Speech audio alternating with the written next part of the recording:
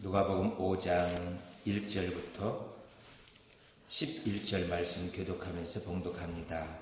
무리가 몰려와서 하나님의 말씀을 들을새 예수는 게네사렛 호숫가에 서서 호숫가에 배 두 척이 있는 것을 보시니 그는 배에서 나와서 그물을 씻는지라.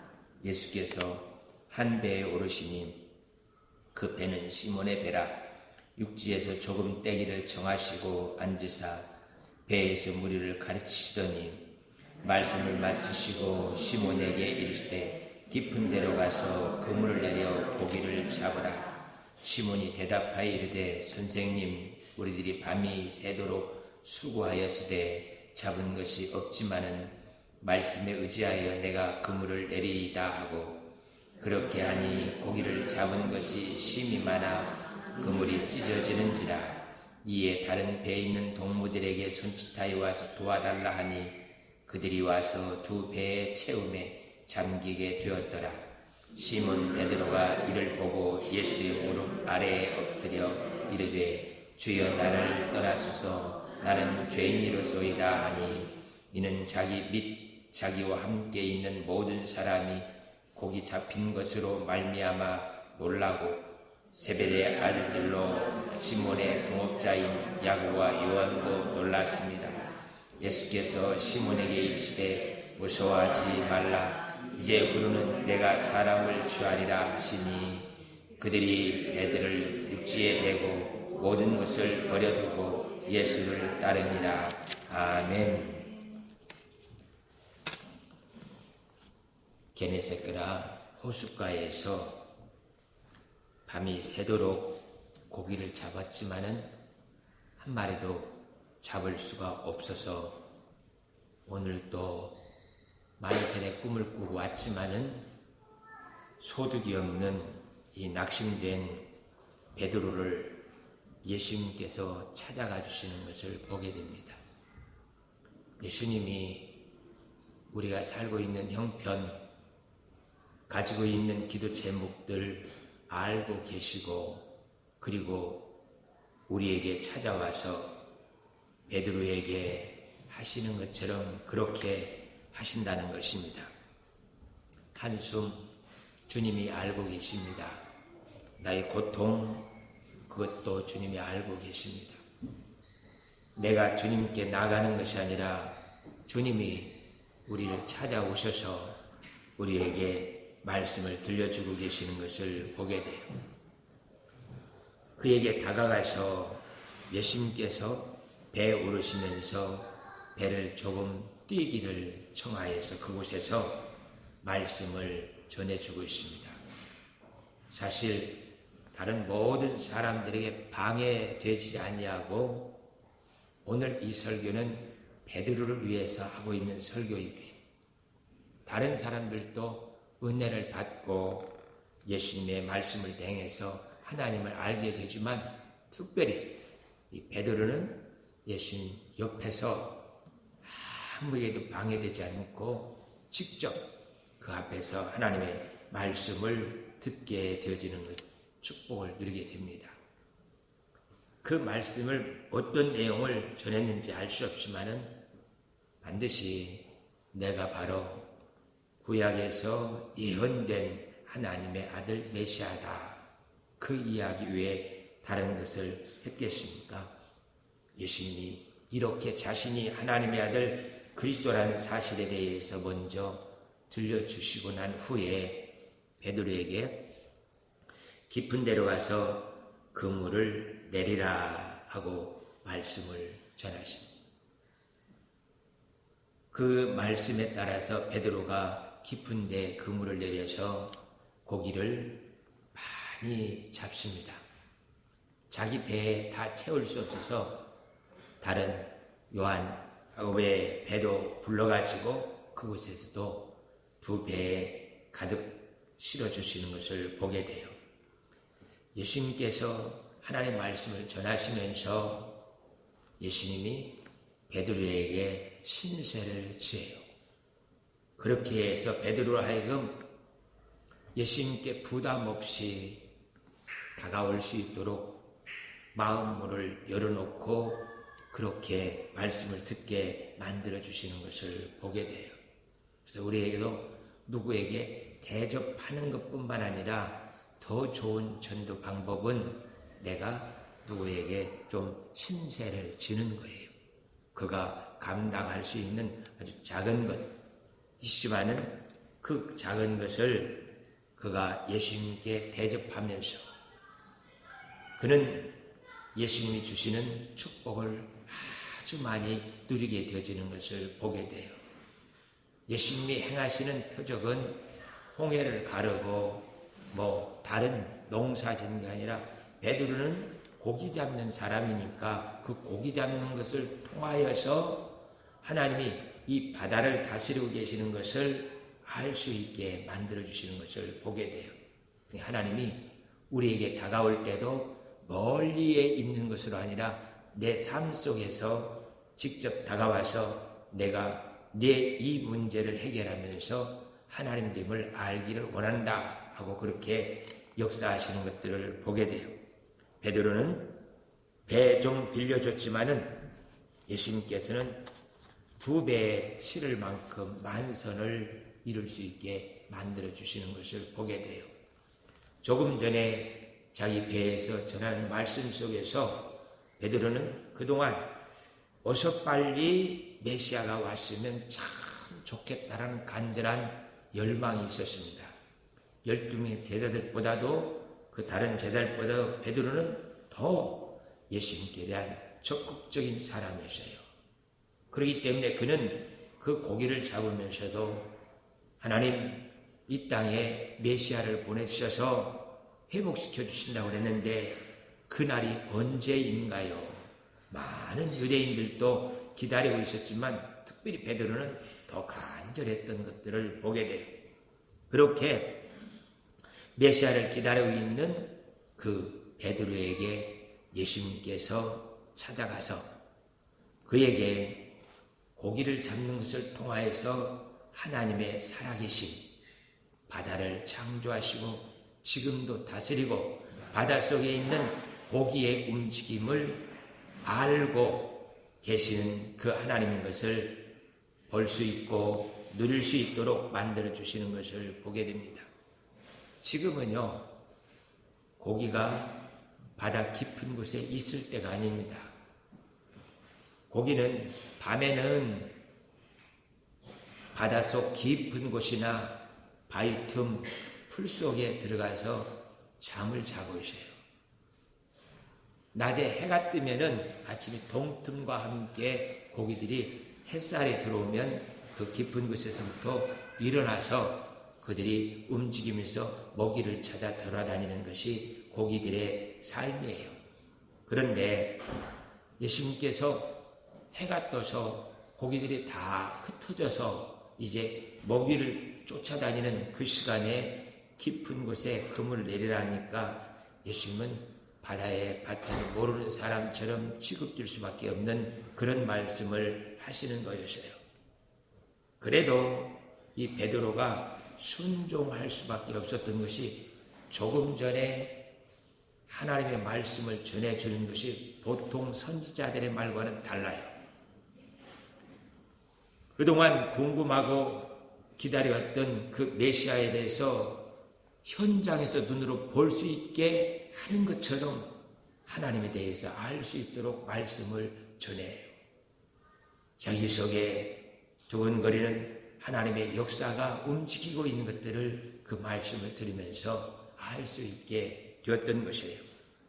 그렇기 때문에 그가 말씀을 통해서 영적 눈이 밝아지고 그것을 지금 이 고기 잡는 것으로 확증시켜서 그 말씀의 주인공, 그 메시아가 바로 나다 하는 것을 가르쳐 주기 위해서 예수님께서 깊은 곳에 그물을 내리라고 그래요.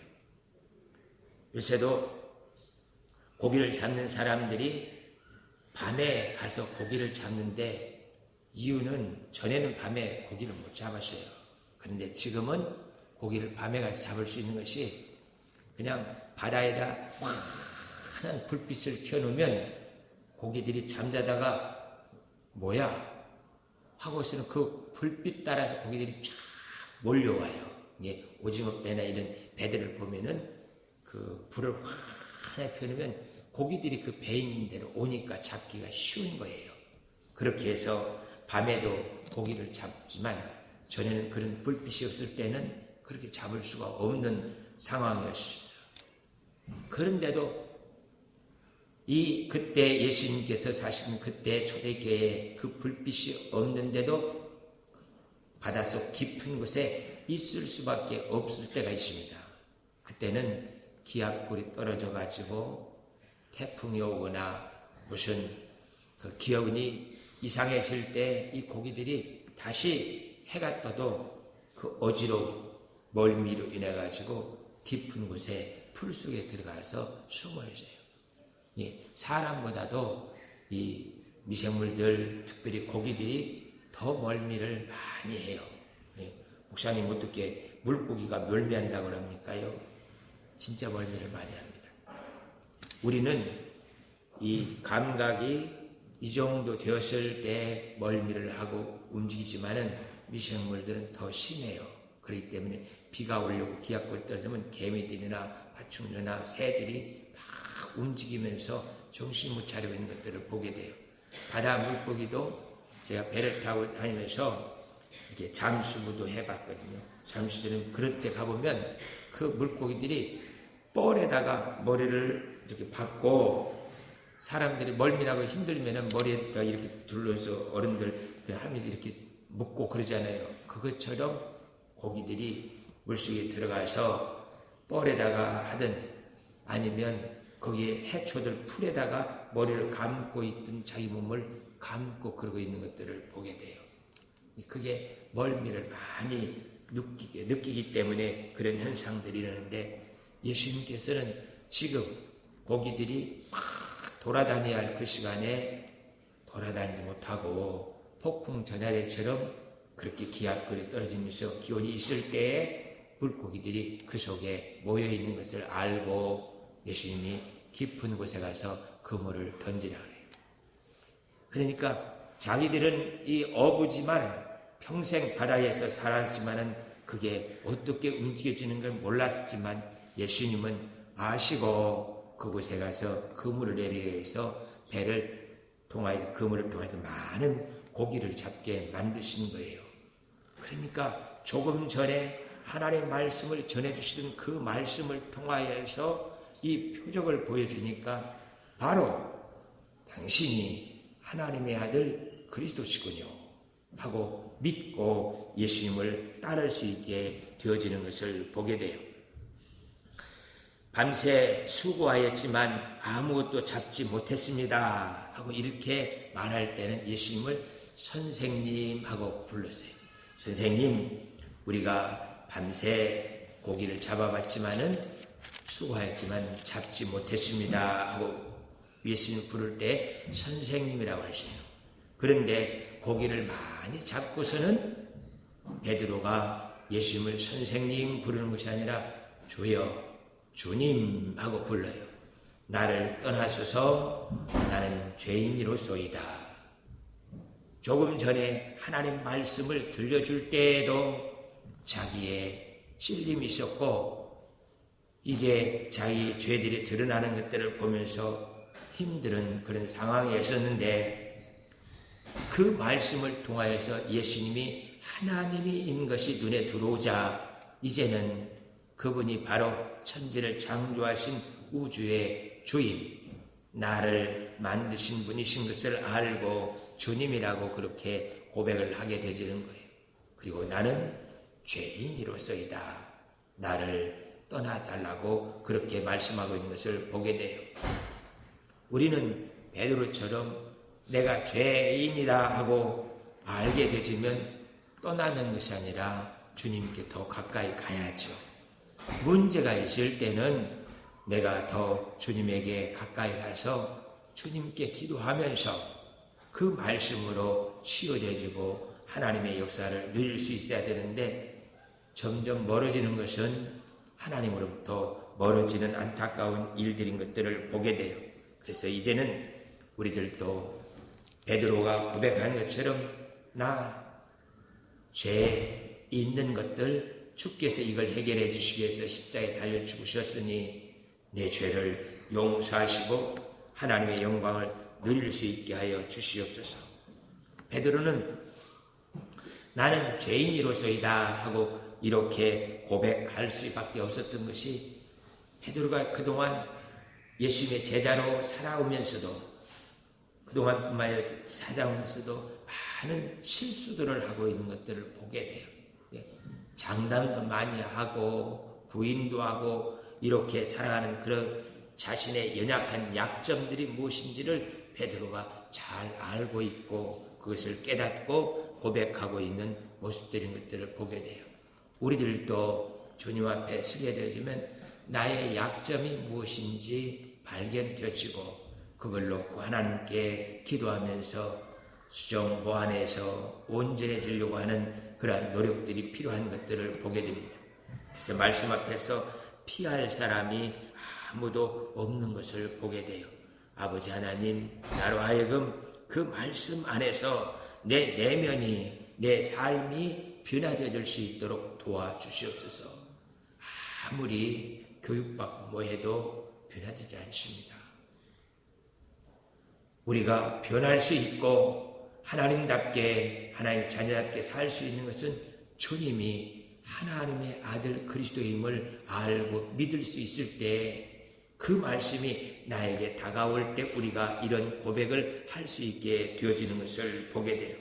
그래서 나의 연약함, 그것 때문에 주님이 십자가에 달려 죽으시고 부활로 영광을 누리게 해주셨으니 아버지 하나님, 이제 나의 부족한 약점들을 통하여서 하나님의 살아계신 무엇인지 알 수 있게 도와주시옵소서 하고 기도하면서 나아가야 할 것입니다.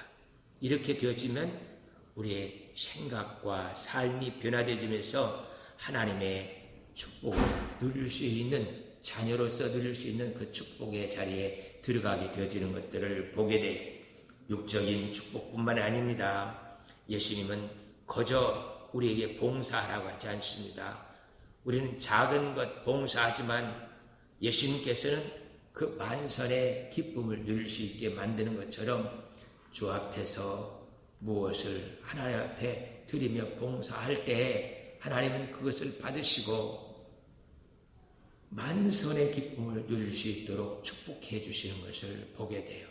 그래서 하나님 앞에서 믿음으로 봉사하면서 살아가는 그 사람들의 자녀들이 잘 되어지는 것들을 보게 됩니다. 하나님이 헤아리고 계셔요. 뿐만 아니라 나도 하나님께 충성을 다하면 하나님이 그 충성에 필요한 것 주시는 것이 아니라 그 이상의 놀라운 것들로 채워주시고 인도해 주시는 것들을 보게 됩니다. 아버지 하나님, 나 그 축복의 갑절을 누릴 수 있도록 도와주시옵소서. 기도하면서 우리 모두가 다 내 작은 것 하나님께 드려서 하나님이 나를 통하여서 역사하시면서 나도 베드로처럼 예수님이 창조주 하나님이심을 믿고 그 믿음으로 살아갈 수 있는 은혜가 넘칠 수 있게 하여 주시옵소서. 기도하면서 하나님께 나아가는 우리 모두가 될 수 있기를 축복합니다. 지난 금요일 심야 기도 시간에 기도 제목으로 내놓았습니다. 저희 교회가 이제 은행에서 대출받은 3억 7천이 있는데 그 이자가 굉장히 비싸요. 굉장히 비싸. 그래서 그것을 조금 이 옆에 있는 농협이나 일금융권으로 바꾸려고 하는데, 그 바꾸는 데 있어서 한 3,500 정도가 갚아야만 그것을 갚을 수가 있습니다. 병면할 수가 있습니다. 그래서 저희 집에 있는 방 2개를 전세로 2,000씩 내놨어요. 복덕방에서도 그래요. 목사님 그렇게 싸게 내면 되게 괜찮아요. 그 방이 하나에 한 4천만 정도 전세가 되어지는 집인데 2천만 원 낸다니까 목사님 그렇게 받아도 괜찮겠냐고. 그래서 괜찮습니다. 제가 급히 돈이 조금 필요해서 그러니까 내주세요. 했더니 알았습니다 하고 그렇게 해요. 그래서 빨리 23일 날 저희가 재계약을 해야 되는데 그것이 되어질 수 있도록 하나님 빨리 계약이 되어질 수 있게 도와주세요 하고 또 저희 집에 있는 것에 그것을 통하여서 또 전세 자금도 은행에서 조금 받아야만이 이 교회 모든 문제가 풀어지면서 해결될 수 있어요. 그래서 특별 이번 한 주간 동안 전체가 기도하면서 하나님 이 문제가 빨리 풀어져서 지금 저희가 270만 원 정도를 이자를 내고 있어요. 매달. 근데 갈아서 움직여지면은 140만 원, 50만 원만 내면 돼요. 근데 그 갈아타지 아니하면은 이자가 더 높아져요. 그래서 빨리 전시자금과 또 이 대출 전세가 들어올 수 있게 해서 문제가 해결될 수 있게 해달라고 기도하셔서 우리 모두가 문제를 해결하는 것에서 교회가 평안하게 갈 수 있도록 그렇게 하는 것이 중요한 것 같습니다. 위에서 한 주간 기도하시면서 같이 하나님께서 우리를 인도하시는 것을 보아할 수 있기를 원합니다. 기도하겠습니다. 사랑의 하나님 아버지, 주님의 말씀을 듣고 고기를 잡는 것을 통하여서 베드로가 예수님이 하나님의 아들 그리스도임을 알게 되어지는 것처럼 저희에게도 아버님 그 축복이 있게 하여 주시옵소서. 그리하여서 하나님께서 우리 가운데 역사하시는 것이 무엇인지 우리 삶으로 간증하며 살아갈 수 있도록 도와주시옵소서. 아버지 하나님, 저희 하늘가족교회 대출 문제를 해결하기 원합니다. 하나님께서 준비하신 대로 속히 이루어질 수 있도록 도와주시옵소서. 온 성도들이 한 마음으로 기도하면서 하나님의 역사를 찬송하게 하여 주옵소서. 감사와 찬송 드리옵고 예수 그리스도의 이름으로 기도하옵나이다. 아멘. 하늘에 계신 우리 아버지여, 이름이 거룩히 여김을 받으시오며 나라가 임하옵시며 뜻이 하늘에서 이루어진 것 같이 땅에서도 이루어지이다. 오늘날 우리에게 일용할 양식을 주옵시고 우리가 우리에게 죄진 자를 사하준 것 같이 우리 죄를 사하여 주옵시고 우리를 시험에 들게 하지 마옵시며 다만 낙에서 구하옵소서. 대개 나라와 권세와 영광의 아버지께 영원히 있사옵나이다. 아멘.